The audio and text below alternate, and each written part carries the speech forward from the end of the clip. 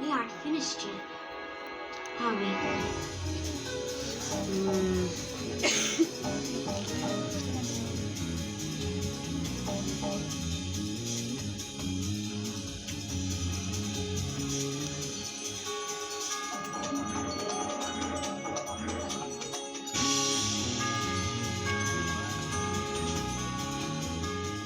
It's been 15 years since Coraline was released, and here we are with a combination of the crew who worked on the original puppets, and some of whom are working on Coraline puppets for the first time, bringing her build into the modern age. I'm Simon Thompson. I'm delighted to be joined by Sid Tucker, Brian McLean, Jess Lynn, Ollie Jones, Anya Poland, Henry Brummelman, and Scott Tom. Thank you for offering your time between building Wildwood puppets to talk about the film and the puppet that started it all. It's Coraline Jones. Who remembers this? This is Coraline character design artwork. Now, when you guys look at these designs, what are the first questions and the challenges that you all, as puppet fabricators, see, and how do you begin to ideate a build? First thing, I look at that and I think, how are those knees going to bend?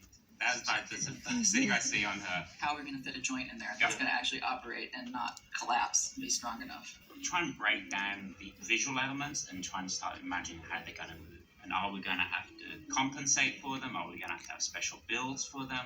Yeah, there's a lot of questions there. There's a lot of panic sometimes. A lot of panic. Like you look at the knees, I look at those eyeballs and think they're huge. How are they going to fit inside the head? So I think each of us sort of look at it from our own vantage point and figure out how the heck are we going to do this. Once we start working with sculpts, maquette, and then on top of that, once animation understands performance prompts, so looking at storyboards and knowing how it's going to behave, like all of that plays into the final product.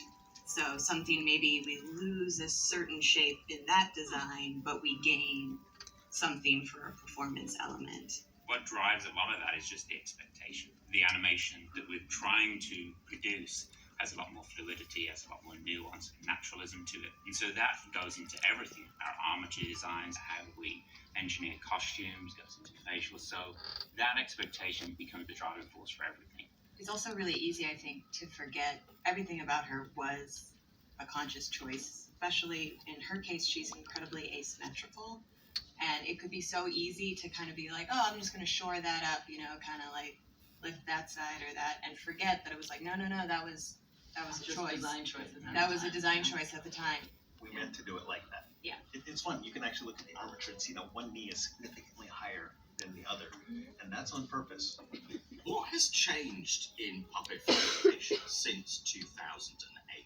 So one of the benefits that we all can have access on this digital model now is that we can make costume dummies, so they can start the costume much earlier in the process. But it also lets us make digital molds while everybody else is making like the armature or the costume.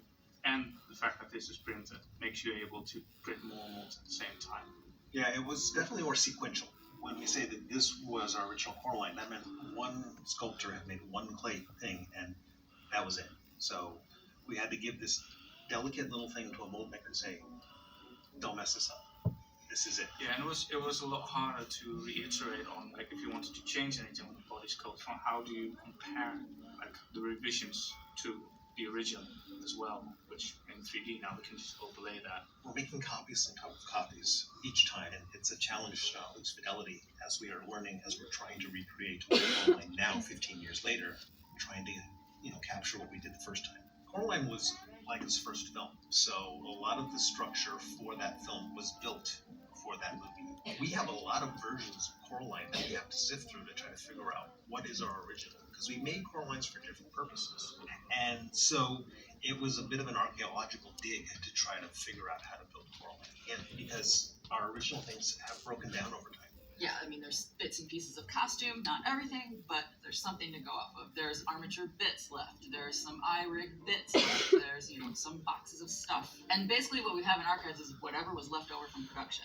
Yeah, it was really fascinating. We were able to go to archives, and our archivists had pulled a lot of the original materials, and we learned some really fascinating facts, like that none of her seams on this raincoat were actually sewn. They were all glued. And I was able to really study these and sort of see what's on the inside, and all the foam on the inside has crumbled. But I was able to use this to take a pattern off of it. Because we needed to make everything match with previous Coralines, we had to make some very specific choices. And that made us come to terms with choices we made 15 years ago. So we spent a lot of time starting to make sure that all of our rebuilds will match our old pieces, because we want to use our library faces. Yeah, the replacement faces were a big part of Coraline's design expectation, or performance expectation, I should say. I have here some Coraline faces. They would come out in this white plastic. They then needed to be primer gray and then sanded, smooth, and then they were painted with a lacquer. And we tried to figure out how we were going to paint Coraline's teeth. So we created a mouth bag. So you paint the teeth separately, and then you'd stick it in behind, and they would register and snap into place. I'm from Pontiac, Michigan. So we quickly found that the faces will gradually start to wear out the plastic registration part on the head. So as you put faces on and off over and over again, eventually this part wears down. And we were kind of boxed in a corner, because normally we would just take off the hair cap, put on a new core, but we couldn't. Yeah, I think there was always this back and forth with our teams. Even just the tiniest little gap, like around the eyes, will be magnified. It could sometimes just be because one little piece of hair got wedged between the face and the registration of the head. We really wanted to maybe push stop motion hair. I think the scene, particularly when she's looking under the bed and you see all the individual strands fall down, it was interesting to see animators kind of request more and more, because it was pretty cool to just see how much life it brought to the performance rather than just having a single strand. Come on, blue hair, my swampers, and raincoat. Were you around when with the conversation became blue hair? What I recall, and you can kind of see it on this sample right here, she reads more black, right? Yeah. The artist put in blue highlights. And I then, mean, not blue. yeah, and then something about that was like, oh, maybe she has blue hair. And then if you look in the film, there's a photograph of the family unit, and she has brown hair. It's supposed to represent where Coraline is in her relationship with her family. And she's kind of, because it's like she wants the more colorful gloves, where her mom's kind of like, no, we're doing the uniform. Put them back. But Mom, the whole school's gonna wear boring gray clothes. No one will have these. It's iconic now. Yeah. It is Yeah. hugely iconic. You can just see that colour or that profile and you instantly know it's Coraline.